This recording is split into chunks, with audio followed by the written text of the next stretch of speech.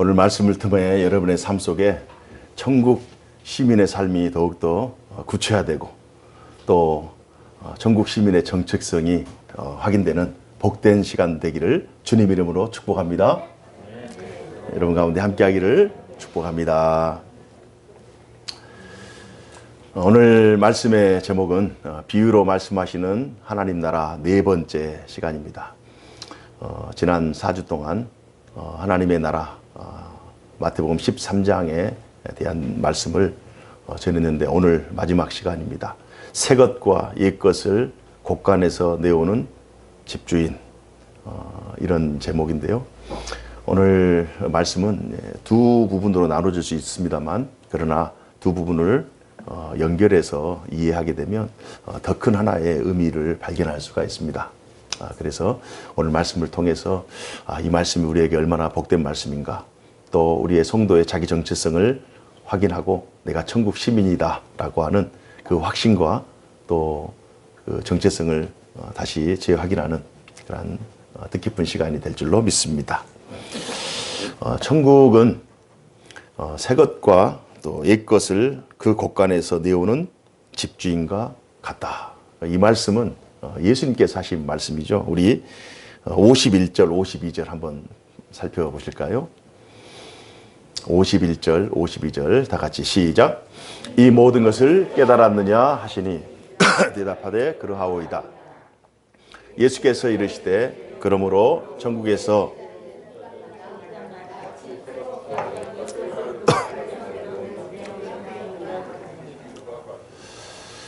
천국의 제자된 서기관마다 마치 새 것과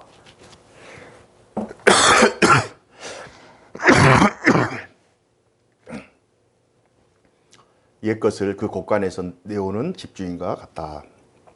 이 말씀을 하셨습니다.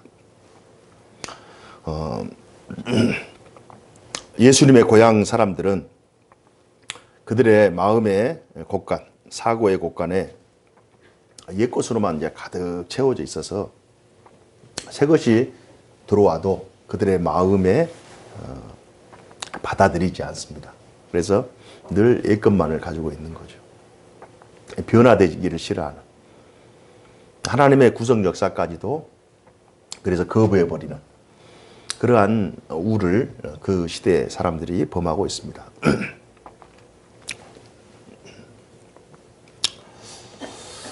본문에서 말하는 천국의 제자된 서기관, 천국의 제자된 서기관들은 하나님의 말씀을 맡은 사람들이죠. 하나님의 말씀을 맡은 사람들.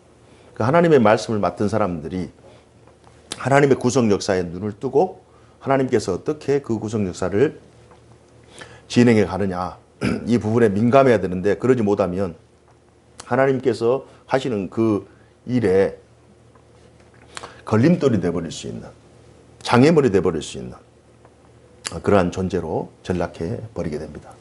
그래서 시대를 분별할 수 있는, 특히 하나님의 구속 역사의 진행 방향을 또 하나님의 일하심에 눈 뜰 수 있는 그러한 탁월한 식견, 이건 하나님의 말씀을 통해서 성령의 깨닫게 하시는 은혜가 아니고서는 또 그 지혜가 아니고서는 이걸 깨달을 수 없는 거예요. 그러니까 옛 것과 새 것의 이 변동, 변화, 이 변곡점, 이걸 깨달아야 새 시대로 나아갈 수가 있습니다. 그러나 그 시대는 그러지 못했던 것 같아요. 예수님께서 너무 안타까워요.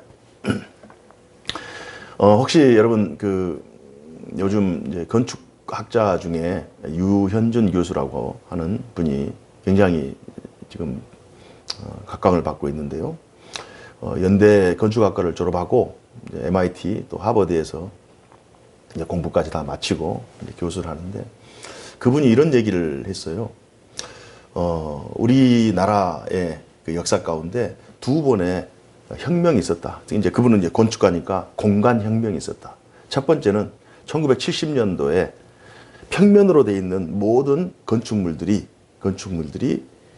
사실 이제 평면으로 될 수밖에 없는 것이 이제 온돌 문화이기 때문에 1층으로 할 수밖에 없는 거죠.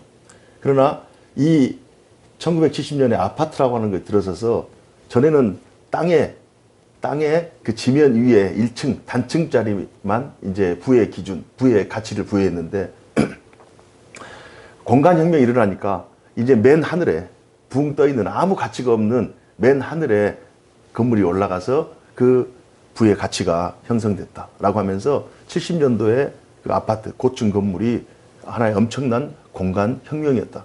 그래서 그 변화, 그 변동에 눈을 뜬 사람들은 엄청난 부를 축적했다. 두 번째로는 1990년도에 우리가 살고 있는 이 현실 공간, 현실 세계에서 가상 공간이라고 하는 사이버 공간이 열렸어요. 그래서 공간 혁명이 일어났는데 그 공간 혁명의 흐름에 눈을 뜨고 그 혈흔 변동에 민감하게 대처한 사람들은 엄청난 부를 축적하겠다. 네이버라든지 뭐 구글이라든지 이런 회사들. 그러니까 새로운 그 혁명이라고 하는 그 건축학자 입장에서는 두 공간이라고 하는 공간 혁명에 대해서 얘기했어요. 그러니까 우리 믿음의 백성들에게 있어서는 이건 구약과 신약의 변동, BC와 AD의 변동, 구약과 신약, 예수님의 예언의 말씀이 성취되는 이 놀라운 이 구속 역사의 변동을 그 당시 예수님의 당시에 수많은 서기관들과 바리새인들과 많은 사람들이 이 변동에 대해서 둔감한 거예요. 깨닫지 못한 거예요. 그래서 이미 새 시대가 도래했는데 이미 하나님의 구속 역사의 변화가 시작되었는데 이것에 민감하지 못하기 때문에 그 흐름을 타지 못하는. 그래서 예수님께서 참 안타까워하시는 그 내용이 바로 51절, 52절 내용이에요. 예수님께서 하나님의 아들이요 또 선지자들이 예언한 그리스도와 예수라면 모든 사람들이 예수님을 환영해야죠. 모든 사람들이 주 예수여 어서 오시옵소서 이렇게 환영해야죠. 그러나 그 당시에 많은 사람들은 오히려 예수님께서는 오늘 53절부터 58절까지 그 고향에서 배척당하셨다. 배척당하셨다.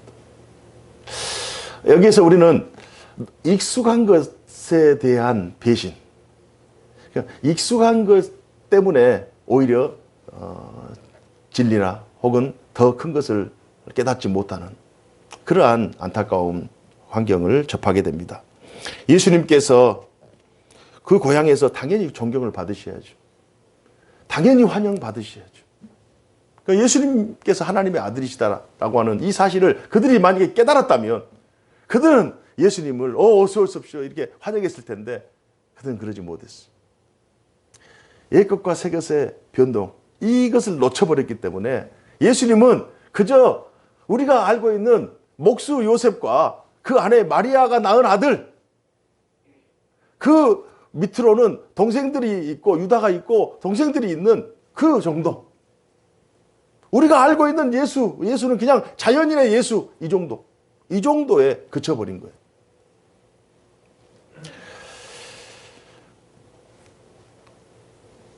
선지자가 자기 고향과 집 외에서는 존경을 받지 않음이 없다. 이게 선지자들이 어디서나 다 존경을 받잖아요. 하나님의 말씀을 선포하기 때문에. 그러나 자기 집과 자기 고향에서는 존경을 받지 못한다. 이 말은 당연한 말이 아니죠. 하나님의 말씀을 선포하고 그 말씀을 듣는 백성들이 하나님의 말씀으로 받아들이면 그 선지자가 외치는 또 그 선지자가 가는 모든 것에서 그런 환영을 받아야 돼요. 그러나 집에서나 그 고향에서는 환영을 받지 못한다. 이건 당연한 말이 아니에요. 그러나 그 당시에는 선지자가 그 고향이나 그 집에서 환영을 못 받는 거예요. 그러니까 이게 당연한 일인데 당연하지 않는 시대. 이게 잘못된 시대라고 하는 거죠. 불신앙의 시대. 하나님의 말씀이 닫혀버리는 시대. 하나님이 하나님으로 인정되고 하나님의 말씀이 하나님의 말씀으로 받아들여지는 그 시대가 당연한 시대인데 하나님의 말씀을 전하는 선지자가 존경을 받고 하나님의 말씀을 전하는 선지자 자체가 존경을 받는 것이 아니라 하나님의 말씀을 전하는 선지자가 하나님의 말씀을 들고 있기 때문에 그 선지자가 존경을 받는 거잖아요. 그러나 집과 고향에서 존경을 받지 못한다? 그러면 그 집과 고향이 잘못된 거죠. 당연한 것이 당연하게 되지 않는 그러한 시대. 이 시대가 불신앙의 시대. 이 시대가 하나님의 구속 역사가 단절돼 버리는 그러한 시대. 세상이 약하든지 사람들의 마음이 완악하든지 하나님의 말씀이 막혀버리면 그 시대는 악한 시대가 되어버리는 것입니다. 오늘 이런 안타까운 현실을, 이 말씀이 굉장히 중요한 말씀이기 때문에 공간복음을 기록한, 지금 마태 시각에서 지금 기록했잖아요. 이 동일한 내용을 마가도 기록하고 누가도 기록합니다. 자, 누가의 관점에서 한번 살펴보겠습니다. 누가의 관점에서 누가복음, 혹시 여러분 책이 있으시면 성경책을 펴시고 누가복음 4장 16절에서 30절 말씀을 통해서 한번 확인해 보았으면 좋겠어요. 누가복음 4장 16절로 30절 말씀.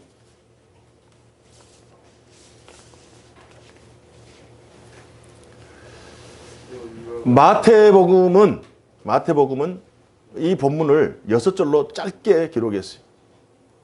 마가복음도 짧게 기록했습니다. 그러나 의사 누가는 역사가잖아요.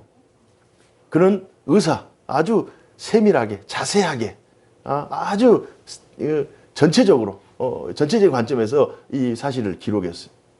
그래서 누가의 관점에서 오늘 이 본문을 살펴보면 조금 더 자세하게 부연 설명이 되어 있어요. 자, 누가복음 4장 16절부터 30절인데요. 우리 한번 같이 제가 읽고 여러분들 그냥 눈으로 따라 읽으시면 됩니다. 예수께서 그 자라 나신 곳 나사렛에 이르사 안식일에 늘 하시던 대로 회당에 들어가사 성경을 읽으려고 서심해 선지자 이사야의 글을 드리거늘. 그러니까 이 마태복음에는 이사야의 글이 빠졌어요. 그죠? 그러나 누가복음에는 누가의 입장에서 그때 예수님께서 마태복음 13장에서 53절, 58절 그 내용을 자신이 나중에 추후에 한 30년 정도 지난 다음에 이 사실을 다시 확인해 보니까 그때 예수님께서 이 회당에서 가르친 말씀이 이사야의 말씀이에요. 그래서 누가복음 4장 17절 선지자 이사야의 글을 드리거늘 책을 펴서 이렇게 기록된 데를 찾으시니 곧 주의 성령이 내게 임하셨으니 이는 가난한 자에게 복음을 전하게 하시려고 내게 기름을 부으시고 나를 보내사 포로된 자에게 자유를, 눈먼 자에게 다시 보게 함을 전파하며 눌린 자를 자유롭게 하고 주의 은혜의 해를 전파하게 하려 하심이라 하였더라. 책을 덮어 그 말은 그 맡은 자에게 주시고 그 책을 다시 맡은 자에게 주시고 앉으시니 회당에 있는 자들이 다 주목하여 보더라. 이에 예수께서 그들에게 말씀하시되 이 글이 오늘 너희 귀에 응하였느니라 하시니. 그러니까 이사야의 예언의 이 말씀이 기름을 부으시고 포로한 자에게 자유를, 눈먼 자에게 보게 함을, 눌린 자에게 자유롭게 함을, 이 말씀이 바로 오늘 이 자리에 임했다. 이 주체가 바로 나다. 이 말씀을 이제 스스로 밝혀내는 거예요. 22절입니다. 누가복음 4장 22절. 그들이 다 그를 증언하고 그 입으로 나오는 바 은혜로운 말을 놀랍게 여겨 이르되 이 사람이 요셉의 아들이 아니냐. 육신의 눈으로 보는 거예요. 육신의 눈으로 이 사람이 요셉과 마리아의 아들이 아니냐. 예수께서 그들에게 이르시되 너희가 반드시 의사야 너 자신을 고치라 하는 속담을 인용하여 내게 말하기를 우리가 들은 바 가버나움에서 행한 일을 네 고향 여기서도 행하라 하리라. 또 이르시되 내가 진실로 너희에게 이르노니 선지자가 고향에서는 환영을 받는 자가 없느니라. 내가 참으로 너희에게 이르노니 엘리야 시대에 하늘이 3년 6개월 동안 닫히어 온 땅에 큰 흉년이 들었을 때에 이스라엘에 많은 과부가 있었을 때 엘리야가 그중 한 사람에게도 보내심을 받지 않고 오직 시돈 땅에 있는 사렙다의 한 과부에게 뿐이었으며 또 선지자 엘리사 때에 지금 엘리야와 엘리사 이 말씀을 지금 인용하는 거예요. 마태복음에는 그 내용이 없습니다. 누가복음에 지금 엘리야 시대에 사르밧이라고 하는 사렙다라고 하는 이 과부, 많은 과부가 있음에도 불구하고 엘리야가 하나님의 종이다. 엘리야가 하나님의 말씀을 증언하는 하나님의 사람이다. 엘리야를 통해서 하나님의 말씀이 증거된다. 이 사실을 믿었던 그 과부, 시돈 땅의 사르밧 과부 한 사람에게만 은혜가 임한 거예요. 하나님의 구속 역사에 눈을 뜬 사람에게 하나님께서 은혜를 베푸신 거예요. 자, 그의 제자인 엘리사를 봅시다. 누가복음 4장 27절, 또 선지자 엘리사 때에 이스라엘에 많은 나병 환자가 있었을 때 그 중에 한 사람도 깨끗함을 얻지 못하고 오직 수리아 사람 나만 뿐이었느니라. 엘리사 시대에는 더 시대가 악해져가지고 옛것과 새것에 대한 분별도 모르고 하나님의 말씀이 막혀버린 거예요. 당연한 것이 당연하게 여겨지지 않는, 선지자가 자기의 고향이나 집이나 아예 그냥 그 나라 자체에서도 모든 사람들이 엘리사를 거부하니까 결국 그 은혜가 어디로 갔느냐? 바로 수리아, 이스라엘의 윗지방에 살고 있는, 그 타국에 살고 있는 이스라엘의 적대국인 수리아의 나만 장군에게 가서 하나님의 역사가 일어나는 거예요. 4장 28절, 회당에 있는 자들이 이것을 듣고 다 크게 화가 났다는 거예요. 화가 났다. 이게 화를 낼 일인가요? 우리 같으면 정말 우리가 다시 돌이켜야 되겠다 하든지, 아니면 우리는 이 하나님의 말씀을 그대로 받고 있기 때문에 할렐루야 이렇게 할 텐데, 그들은 하나님의 구속 역사에 대해서 눈이 닫혀져 있고 그 구속 역사를 거부하기 때문에 이 하나님의 은혜가 이방인에게 임하는 이 자체를 용납이 안 되는 거예요. 육신의 눈에 속해서 옛것만 고사하다가 새것의 변동을 놓쳐버렸기 때문에 그들의 마음속에는 오히려 화를 내버리는, 하나님의 역사에 화를 내고 분해하는, 이건 굉장히 시대가 악하다는 것을 보여주고 있습니다. 29절, 일어나 동네 밖으로 쫓아내어, 예수님을 쫓아내는 거예요. 그 동네가 건설된 산 땅 낭떠러지까지 끌고 가서 밀쳐 떨어뜨리고자 하되 예수께서 그들 가운데 지나서 가시니라. 자, 누가의 관점에서 엘리사 때, 엘리사의 이 내용은 이제 열왕기상 17장 8절로 24절에 기록되어 있습니다.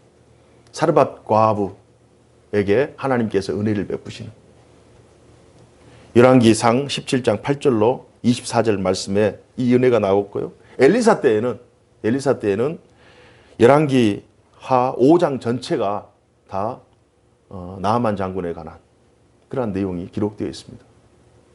그 시대에 우리가 성경 66권, 그러면 66권의 그 성경 안에 얼마나 많은 하나님의 역사가 있고 구속 역사가 있는데, 이 세상에 있는 하나님의 역사를 다 어떻게 책으로 다 담을 수 있겠어요? 그 중요한 성경 안에 사르밧 과부의 이름이 거론되고, 시돈 사람이면 또 이방인 아닙니까? 또 수리아 사람 나아만 장군 또 이방인 아니에요. 이방인의 그 역사가 성경 한 챕터 한 장이 기록되어 버리는, 이런 식으로 하나님의 구속 역사가 진행된다는 거예요. 하나님의 하나님 되심을 인정하고 하나님의 구속 역사에 눈을 떠서 그 하나님께서 어떤 방식으로 진행하시는가, 이것을 믿음으로 고백하는 사람들에게 하나님께서 은혜를 베푸시는 거예요.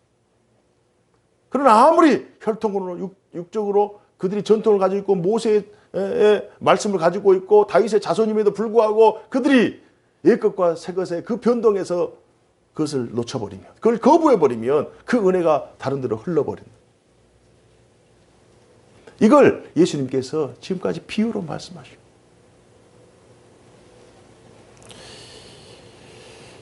하나님의 구속 역사에 눈을 뜨고 그 역사를 믿는 사람들만이 은혜를 공급받게 되는 것입니다. 하나님의 은혜는 늘 우리 주변에 충만해 있어요.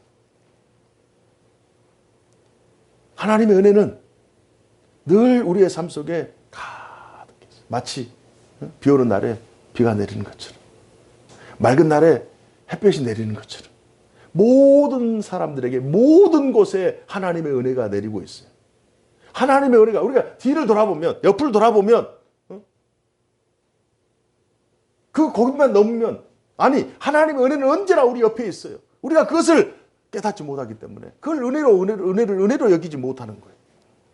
하나님의 은혜는 물이 바다 덮음같이, 물이 바다에 가득한 것 같이, 그 밀도가 아예 그냥 바닷물이면 그 속에 그냥 가득해 있잖아요. 물이 바다를 덮음같이 하나님의 은혜는 언제나 우리의 삶 속에 충만해 있어요. 이걸 우리가 깨닫느냐 깨닫지 않느냐, 이게 중요한 거예요. 하나님의 은혜는 그런 거예요. 막 꼭꼭 숨겨가지고 그냥 이런 은혜가 아니에요.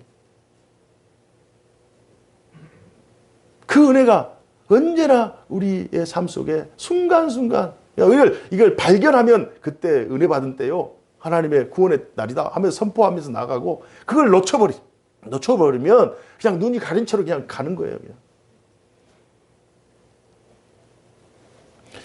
그것을 볼 수 있고 느낄 수 있고 말할 수 있고 믿을 수 있고 행할 수 있는 자가 하나님께 은혜 받은 자인 줄로 믿습니다. 예수님 당시에도 예수님께서 당신의 삶, 사역, 능력들을 많이 행하셨어요. 이사야의 말씀을 통해서도 자세히 가르쳐 주셨어요.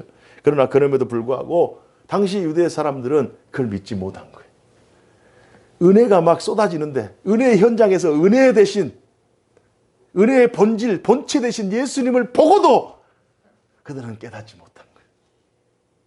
오늘날은 어떻습니까? 세상에 예수님의 은혜의 상징인 교회들이 막 이렇게 세워지고 교인들이 막 흩어져서 작은 예수로 막 돌아다니는데도 그걸 깨닫지 못해요. 교회가 세워지고 첨탑에 세워지고 십자가가 이렇게 있는데도 십자가를 보지 않아요. 은혜가 다 지나가는 거예요. 그걸 볼 수 있고 깨달을 수 있고 믿을 수 있고 행할 수 있는 하나님의 백성들이 복된 인생인 줄로 믿습니다. 진짜 이게 복된 인생입니다. 자, 누가는 그렇게 봤다면 마가는 어떻게 봤을까요? 마가복음 6장 1절로 6절까지 한번 살펴보도록 하겠습니다. 마가복음 6장 1절로 6절인데요. 이 내용은 이제 마태복음하고 거의 비슷한 내용이에요. 마가복음 6장 1절로 6절. 예수께서 거기를 떠나사 고향으로 가시니 제자들도 따르니라. 안식일이 되어 회당에서 가르치시니 많은 사람이 듣고 놀라 이르되 이 사람이 어디서 이런 것을 얻었느냐. 예수님께서 말씀하시는 그 말씀에 사람들이 깜짝 놀라요. 그 지혜에 경탄하는 거예요. 아니 이 사람이 어디서 이렇게 놀라운 지혜를 깨달았느냐. 그러나 거기까지 사람의 말로 깨달은 거예요. 예수님의 말씀을 하나님의 말씀으로 받지 않고 사람의 교훈으로 받은 거예요. 아, 이 사람은 지혜 있는 사람이다. 이 사람은 지식 있는 사람이다. 아, 이 사람 어디서 이렇게 깨달았지? 그러면 나도 가면 깨달을 수 있겠다. 이 정도 여기서 끝이. 이게 그 사람들의 한계였어요. 하나님의 말씀을 사람의 말로 받아버리면 하나님의 역사를 사람의 일로 받아버리면 하나님의 역사는 이제 닫혀버리는 거예요. 하나님은 사람을 통해서 역사하십니다. 하나님은 이 세상 만물을 통해서 역사하시기 때문에 만물을 통해서 하나님을 바라봐야 되는데 그 사람을 통해서 하나님을 바라봐야 되는데 사람이 사람으로 제한돼 버리고 환경이 환경으로 제한돼 버리고 어떤 일이 우연으로 막 이렇게 제한돼 버리면 거기에 하나님의 역사가 더 진행될 수가 없는 거예요. 마가는 이걸 기록한 거예요. 그 외적인 내용, 그 외의 내용은 마태복음하고 대동소이합니다. 사람들이 깜짝 놀라. 예수님의 말씀이 정말 지혜롭다. 아, 놀랍다. 아, 저 사람은 어디서 이런 지혜를 얻었지? 거기까지. 야, 교인들은 착하다. 하나님의 말씀, 아, 좋다.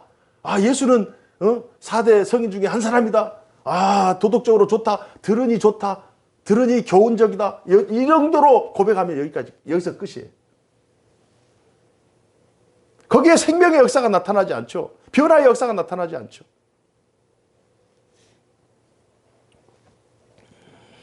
예수님의 지혜와 권능은 인정하지만 예수님을 그리스도와 주로 고백하지 않습니다. 인간의 관념과 인간의 이성과 인간의 사고, 상식의 틀을 그들은 깨지 못했어요. 하나님의 구원은 인간의 지성과 이성과 관념과 상식을 초월하여 역사하신다는 이 사실을 믿을 때, 그 사실이 믿어질 때 하나님이 우리 가운데 함께 하시고 또 그것이 믿음의 능력, 믿음의 역사가 되는 줄로 믿습니다. 인간의 이성과 관념과 상식과 개념, 이 모든 것들을, 사고를 뛰어넘는 그게 믿음이에요. 믿음이면 불가능해진 것도 가능해지고요. 믿음이면 도저히 이건 인간의 상식적으로, 인간의 이성적으로, 인간의 경험적으로 이건 불가능하다. 이건 안 될 것 같다. 이 모든 불가능이 다 무너져 버립니다. 불가능이 가능하게 되는 것. 이게 믿음이에요, 믿음. 그러나 마가의 관점에서 봤을 때 이스라엘 백성들은 믿음이 없었다는 거예요. 믿음이 없었다. 누가의 관점에서는 그들은 하나님의 구속 역사에 아예 눈을 닫고 있어요. 그래서 예까지 들어 엘리사의 예를 드리고 또 엘리야의 예를 들어서 사르밧 과부 또 나만 장군 이렇게 예를 들었음에도 불구하고 오히려 화를 내버려요. 우리가 은혜 받았을 때는 하나님의 말씀이 선포될 때 그 말씀이 나를 아주 그냥 송곳같이 막 찔러. 그래서 내가 죄인이구나 하면서 하나님 앞에 회개의 자리로 나가야 되는데 은혜가 떨어졌을 때 오히려 하나님 앞에 저항하게 되고 하나님 말씀을 거부하게 되는 그 시대가 악한 시대. 예수님의 시대가 악한 시대. 예수님을 십자가에 못 박아 죽여버리잖아요.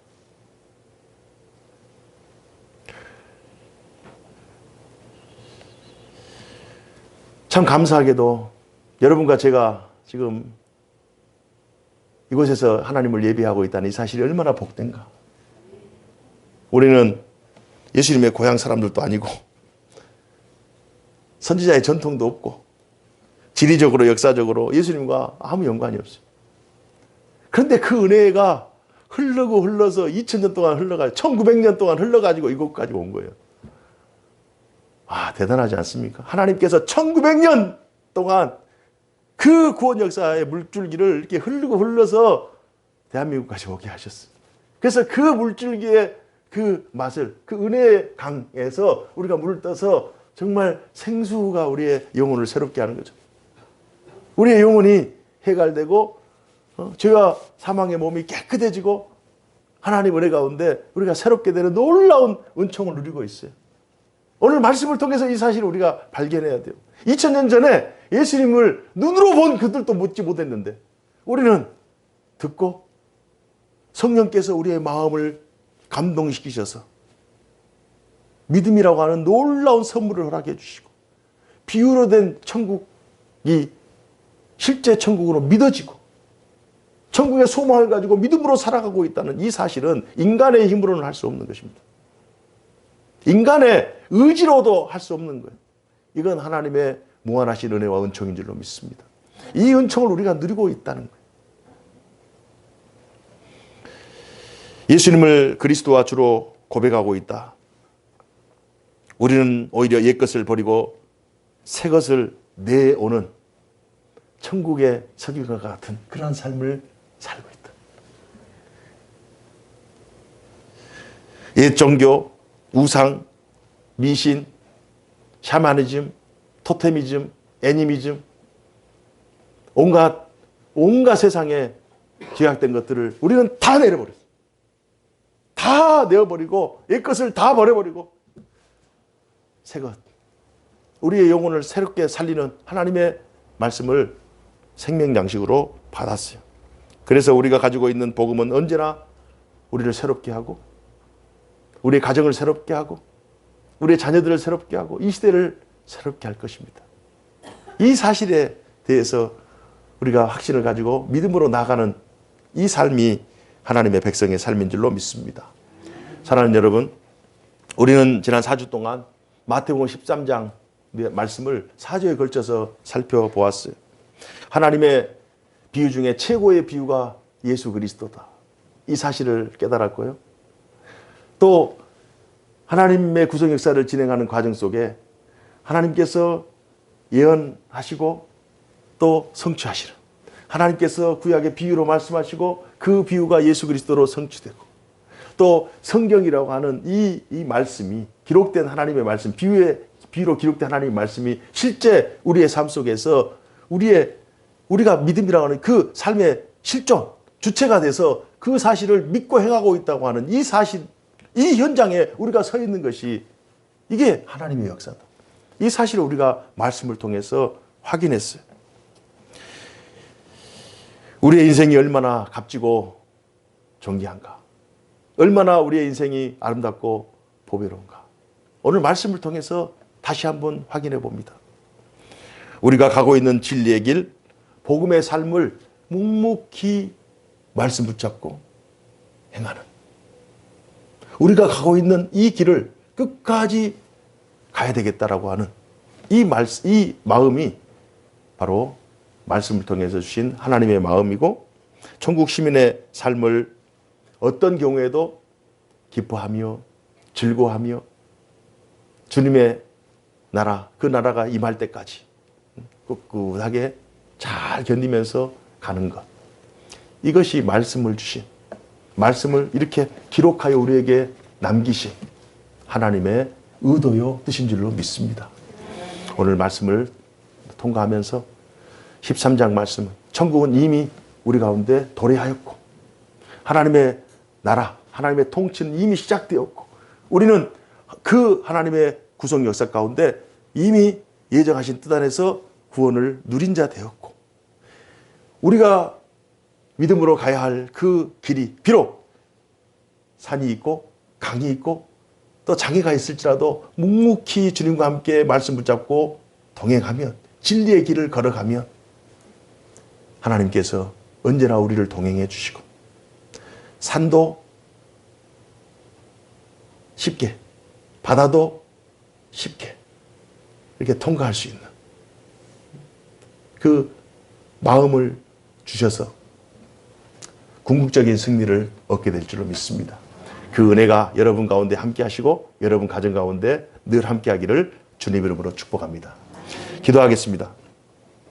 사시고 역사하신 하나님 아버지, 참 감사드립니다. 오늘 말씀을 통해서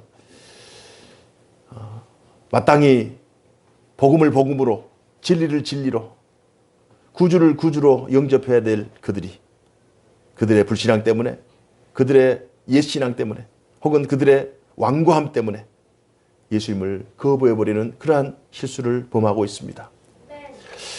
우리들은